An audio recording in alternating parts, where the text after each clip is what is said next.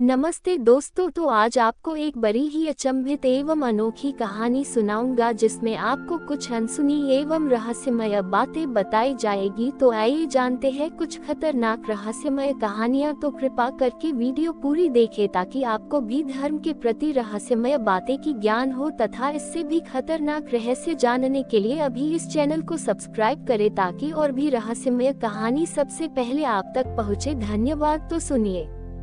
दक्षिण भारत के पश्चिमी घाटों में एक स्थान है शिवदुर्ग। आज भी वह क्षेत्र वीरान है। वहाँ न कोई मंदिर है, न कोई पुराना गांव, बस ऊंचे पहाड़, काली चट्टानें और अचानक उठते कुहासे।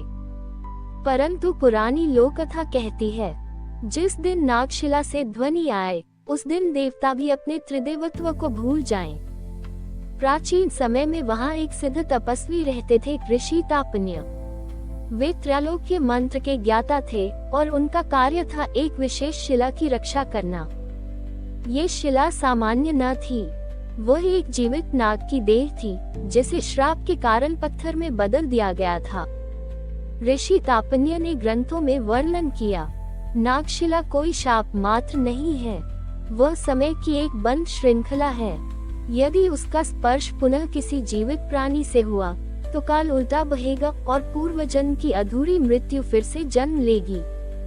सैकड़ों वर्ष बाद उसी भूमि में जन्मा एक बालक अर्नव। उसे बाल्यकाल से ही स्वप्न आते थे जिनमें एक शिला बोलती थी और कहती, मुझे मुक्त कर, मैं तेरे भीतर का सत्य हूँ। अर्नव के माता पिता उसे एक सिद्ध योगी स्वामी राघवेंद्रनाथ के पास ले गए। स्वामी ने ध्यानस्थ होकर कहा, यह बालक कोई साधारण जीव नहीं, ये नागवंश का अंतिम वंशज है और नागशिला उसे पुकार रही है। 17 वर्ष की आयु में अर्नव एक रहस्यमय पुस्तक को छूता है, नागवाक्य संहिता। उस दिन से उसकी आंखों की पुतलियां बदल जाती हैं, नीली और सरपत। वह अकेले में गुफाओं की ओर खींचने लगता है और एक दिन वह शिवदुर्ग के उस पर्वत पर पहुंचता है जहां कोई पग नहीं रखता। वहाँ वह पहली बार देखता है नागशिला, एक विशाल काली चट्टान जो सांस लेती प्रतीत होती है। और तभी वह आवाज आती है, तू ही है जो मुझे पुनः शरीर देगा। उसी समय कैलाश पर बैठे शिव अपने ध्यान से चौंकते हैं। शिला जाग रही है, वे कहते हैं, और अर्नव का जन्म त्रिदेवों की भूल का परिणाम है। विष्णु और ब्रह्मा प्रकट होते हैं। शिव कहते हैं, जब त्रेतायुग में हमने उस नाग को शाप दिया, हमने नहीं जाना कि वह नाग स्वयं काल का अवतार था। उसे शिला बनाकर बांधना एक असंतुलन था। अब अर्नव उसका पुनर्जन्म है और यदि उसने शिला को छुआ, प्रलय को कोई नहीं रोक सकेगा। विष्णु कहते हैं, हमें रक्षक भेजना होगा, एक रुद्रवाक्य जो अर्नव के हृदय में बसा हो और वह सत्य उसे स्वयं से दूर रखे। पर देर हो चुकी थी। अर्नव शिला को छूता है और जैसे ही उसका स्पर्श शिला से होता है, पूरी धरती पर सर्पज्वाला फूटती है। नदी उल्टी बहने लगती है, गांवों की स्मृति मिटने लगती है और लोग अपने ही नाम भूल जाते हैं, क्योंकि शिला अब बोल रही है, मैं नागकाल हूँ और अब स्मृति नहीं, केवल शून्यता बचेगी। नागशिला के जागते ही एक अदृश्य तरंग पृथ्वी पर फैल गई। अर्नव का हाथ अब भी उस शिला को छू रहा था और उसकी आंखों में केवल एक दृश्य था, प्रलय। धरती कांप रही थी, आकाश लाल हो चुका था और पक्षी उल्टी दिशा में उड़ने लगे थे। गांव की एक वृद्धा ब्रह्मणी देवकी, जिसने शिला के बारे में बचपन में अपने गुरु से सुना था, कांपती आवाज में बोली, ये वही दिन है जब नाम मिटेंगे और स्मृति मर जाएगी। अर्नव अब वह बालक नहीं था, उसके माथे पर नागचिन्ह उभर आया था, उसकी नसों में नीली अग्नि दौड़ने लगी थी।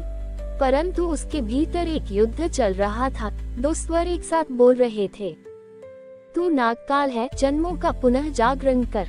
तू अर्नव है जो वंश को बचाने को जन्मा। उसके भीतर द्वंद्व था, पर उसके बाहर प्रलय।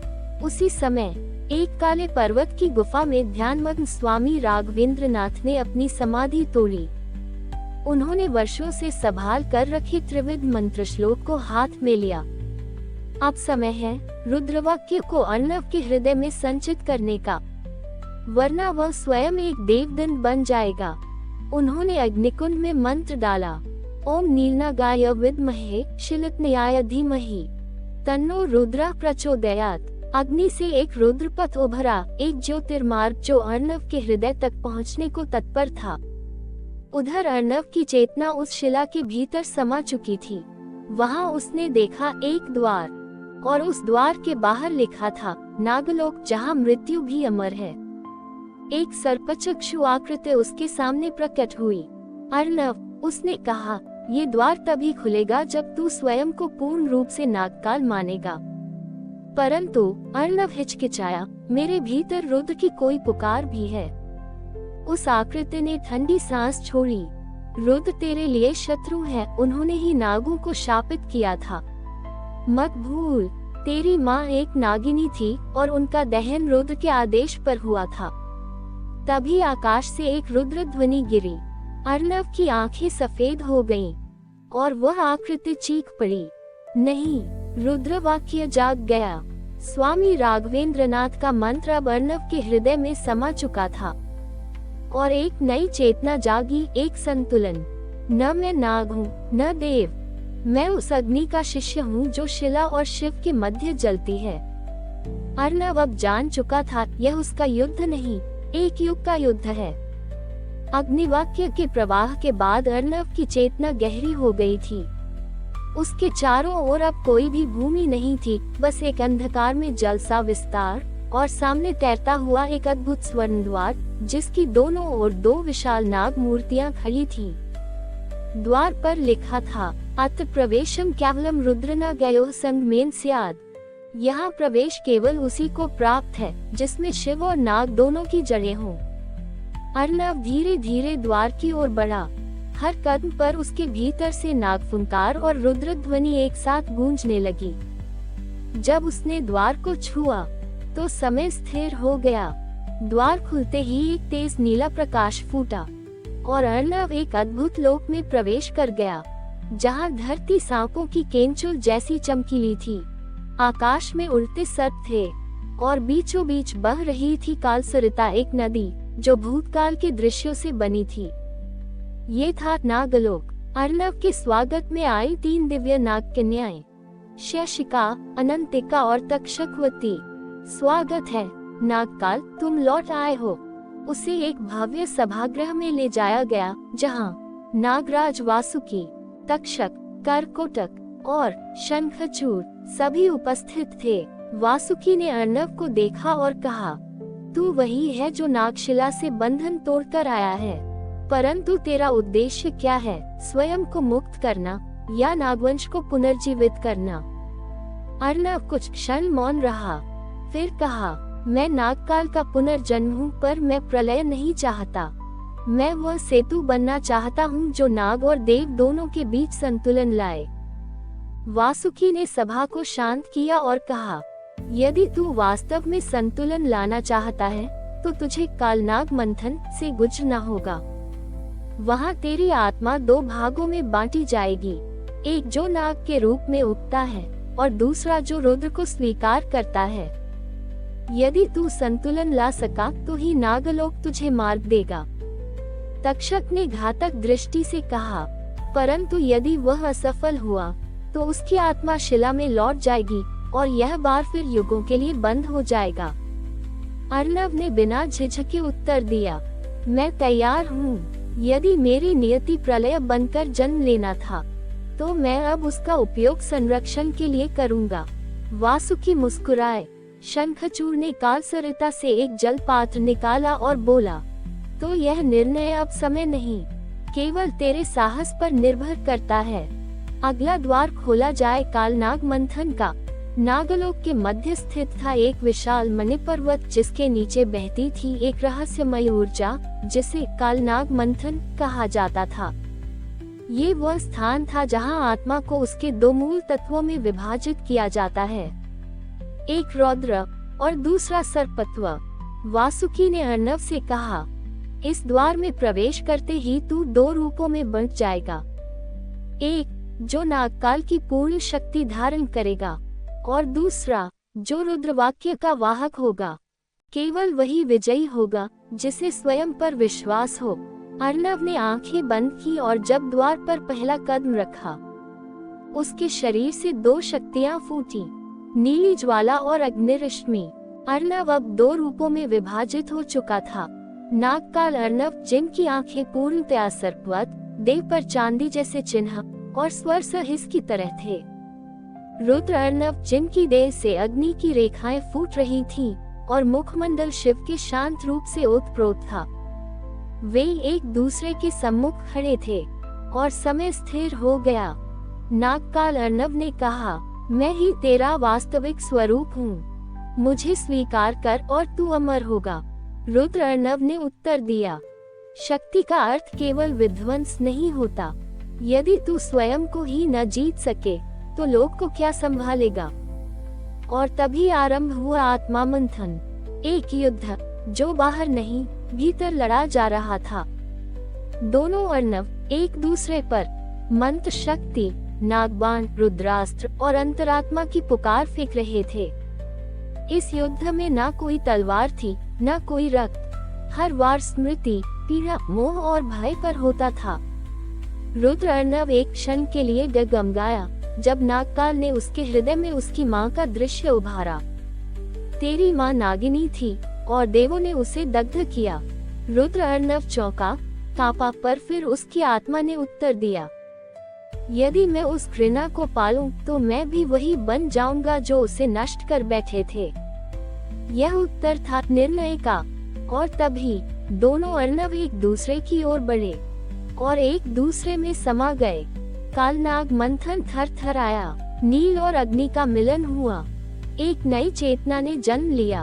अर्णव रुद्रनाग, उसकी आंखें अब भी सर्पवत थीं, पर उनमें शिव की शांति थी। उसके शब्दों में विष था, पर वाणी में वरदान। वासुकी और शेषिका ने ये दृश्य देखा और प्रणाम किया। आज नाग और देव के बीच जो दूरी थी वह मिटी। तू अब नागलोक का उत्तराधिकारी है, परंतु तेरे आगे की राह अब और भी गहन होगी। अर्णव रुद्रनाग अब कालनाग मंथन से निकल चुका था, पर वह अब भी सांसों में भारीपन महसूस कर रहा था, जैसे किसी अदृश्य प्रश्न का उत्तर बाकी हो। शेषिका ने धीरे से कहा, अब तुम तैयार हो, पर यह केवल यात्रा की शुरुआत थी। अर्णव ने पूछा, अब क्या? नागलोक का क्या रहस्य बचा है? तक्षकवती ने उत्तर दिया, नागलोक की आत्मा अब भी बंधी है और वह बंधन शून्य शक्ति के नियंत्रण में है। वह शक्ति जो ब्रह्मांड की पहली चेतना से उत्पन्न हुई थी और जिसे रुद्र, वासुकी और काली ने मिलकर नागशिला में बंद किया था। शून्य शक्ति कोई रूप नहीं, बल्कि अभाव का जड़ स्रोत थी। जहाँ सब कुछ था वहाँ ये कुछ नहीं थी, और जो इस कुछ नहीं से टकरा गया उसका अस्तित्व समाप्त हो जाता। वासुकी ने बताया, हमने उस शक्ति को इसलिए बंद किया क्योंकि वह सृष्टि और प्रलय के बीच की संतुलन रेखा को मिटा देती है। पर अब उसके बंधन ढीले पड़ रहे हैं और नागशिला से जो तरंगे उठ रही हैं, वो उसी की चेतना है। अर्णव ने पूछा, तो उसे पुनः बांधने का मार्ग क्या है? वासुकी ने अपने मुकुट से एक चमकता हुआ नागमणि निकाला, जिसके भीतर घूमती थी तीन आकृतियां, त्रिनेत्र, नागचिन्ह और शून्य वृत्त। ये है शून्य शक्ति की चाबी, लेकिन ये केवल उसी के स्पर्श से जागेगी जिसने अपने भीतर तीनों को संतुलित किया हो, नाग, रुद्र और शून्य। अर्णव चौंका, तीसरा क्या है? वासुकी गंभीर हो गए। शून्य वह तत्व है जिसे कोई समझता नहीं।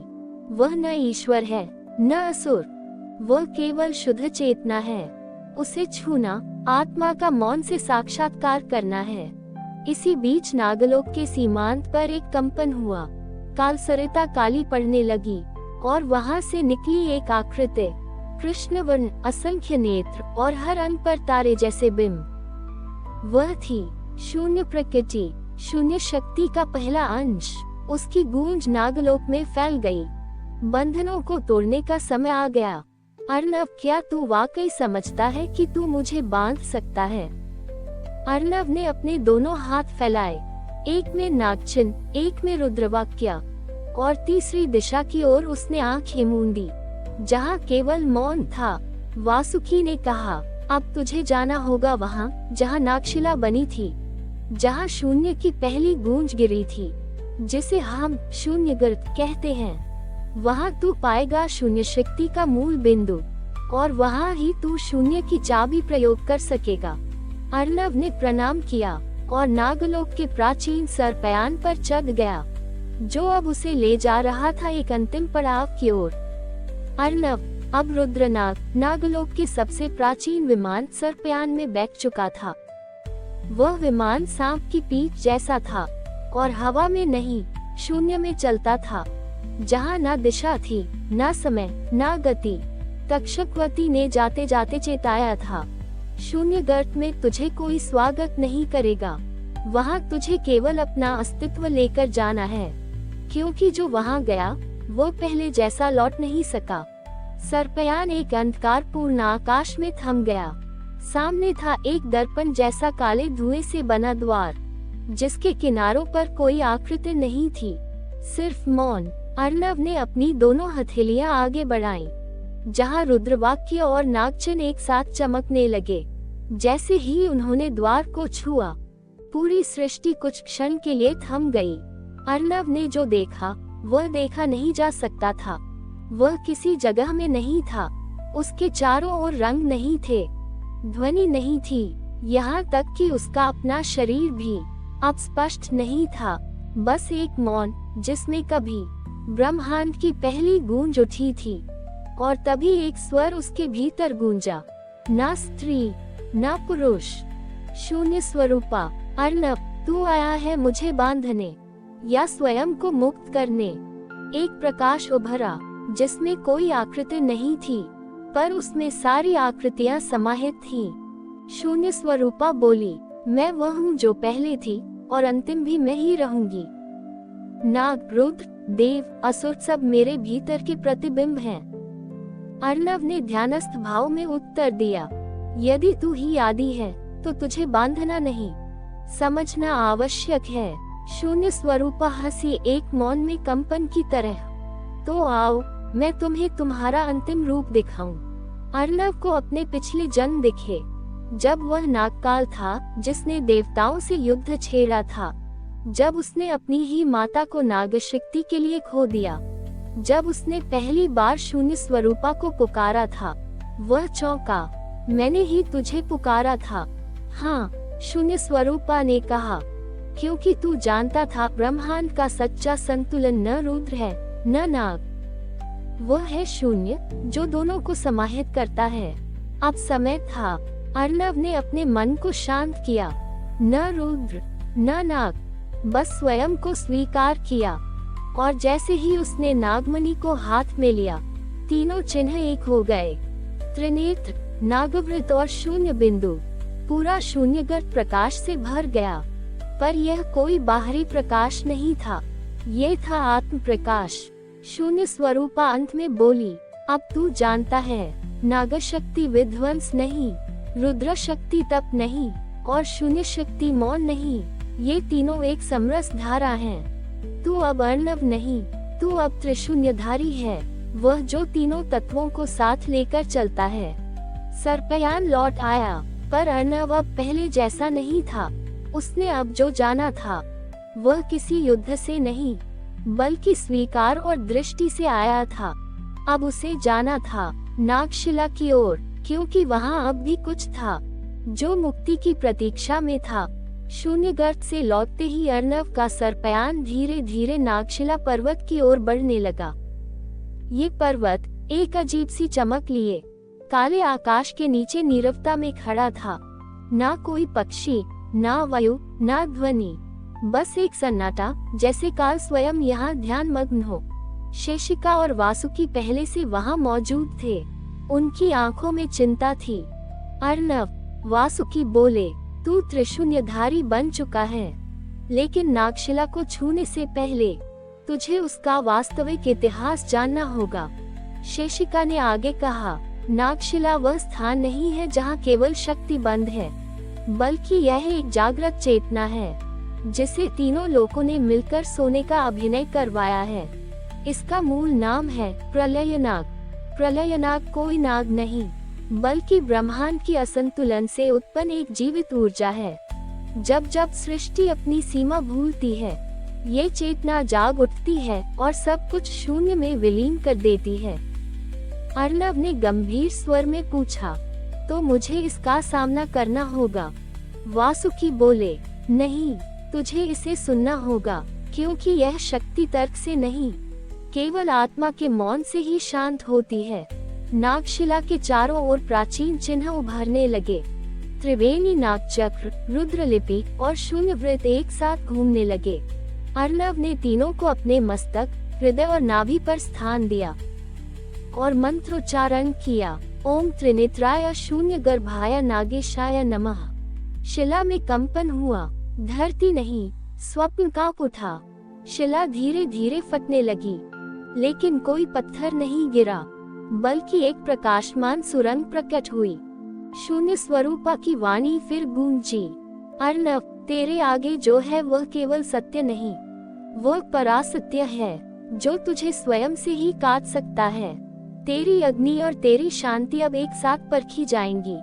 क्या तू तैयार है?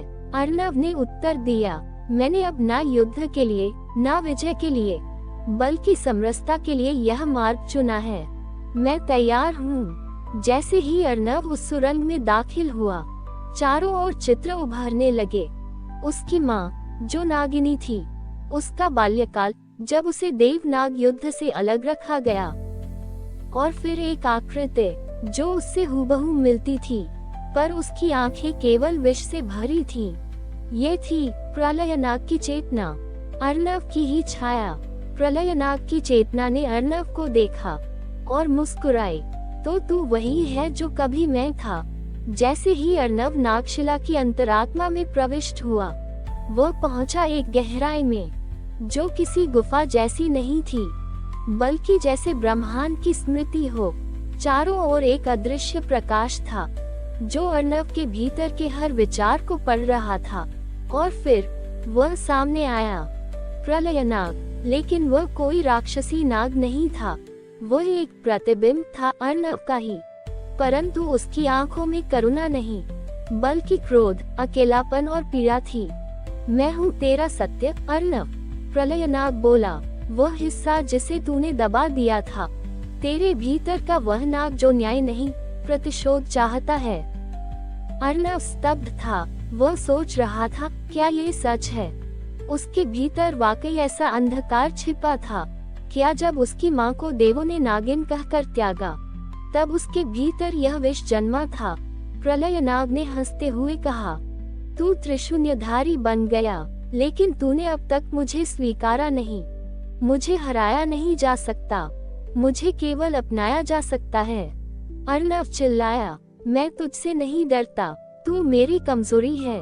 प्रलयनाग ने कहा, नहीं, मैं तेरी शक्ति हूँ, बशर्ते तू मुझे न्याय दे, न कि दमन। अचानक चारों ओर शून्याग्नि फैल गई, वह अग्नि जो आत्मा को शुद्ध करती है, लेकिन उससे पहले उसे उसकी सच्चाई दिखाती है। अर्णव को अपने जीवन के वह पल दिखे, जब उसने निर्दोष नागों की बलि के लिए देवों से चुपचाप समझौता किया, जब उसने अपने पिता की मृत्यु को देवद्रोह ठहराकर छिपा लिया, जब वह नागलोक का उत्तराधिकारी बना, लेकिन अहम से भर गया। उसकी आत्मा कांप उठी, लेकिन फिर उसने अपनी माँ की छवि देखी, जो मुस्कुरा रही थी। तू दोषी नहीं है अर्णव, तू अधूरा है, और अधूरे को दोष नहीं, प्रेम चाहिए। अर्णव ने गहरी सांस ली, उसने अपनी हथेलियां फैलाईं और प्रलयनाग की ओर बढ़ा। मैं तुझे स्वीकार करता हूँ, तेरा क्रोध, तेरा दुख, तेरी छाया, सब मेरा हिस्सा है। आजा, तू भी मैं ही है। प्रलयनाग मौन हो गया, उसका स्वर रूपांतरित हुआ, अब तू सच्चा त्रिशून्यधारी है। और उसी क्षण प्रलयनाग अर्णव में समा गया, ना हिंसा से, ना युद्ध से, बल्कि समरसता से। शिला में कंपन हुआ, लेकिन इस बार विध्वंस का नहीं, बल्कि जागरण का। नागशिला का प्रकाश अब अंधकार नहीं फैला रहा था, बल्कि ज्ञान, संतुलन और चेतना। अर्णव के मस्तक पर अब 3 चिन्ह स्थिर हो गए। त्रिनेत्र सत्य की दृष्टि, नागवृत आत्मशक्ति की स्वीकार्यता, शून्य बिंदु मौन की पूर्णता। वासुकी, शेषिका और तक्षकवती ने आकर प्रणाम किया।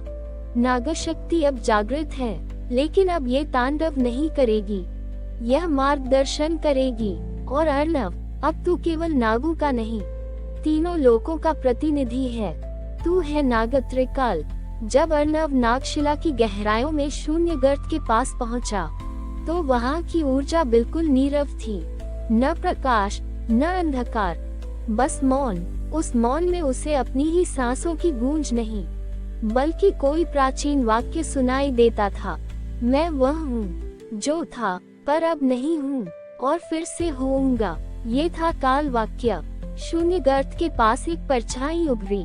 वह अर्णव की ही परछाई थी, लेकिन उसकी आंखों में कोई जीवन नहीं था।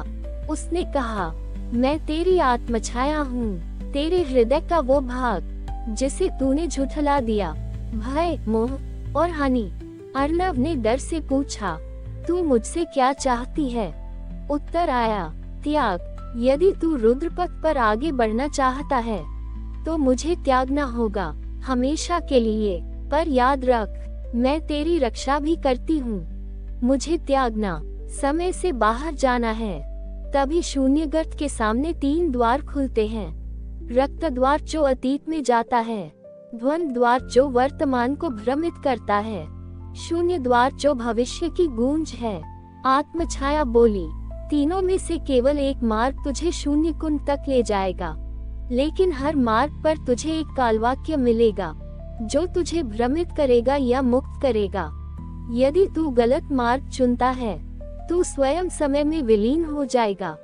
अर्णव ने शून्य द्वार का चयन किया, क्योंकि उसने अब तक अतीत को देखा, वर्तमान को सहा। अब उसे आगे बढ़ना था। जैसे ही वह द्वार में प्रवेश करता है, एक भयानक कंपन होता है और आत्मछाया जलकर राख हो जाती है। अर्णव अब केवल अर्णव नहीं रहता, वह त्रिकालदर्शी बन जाता है।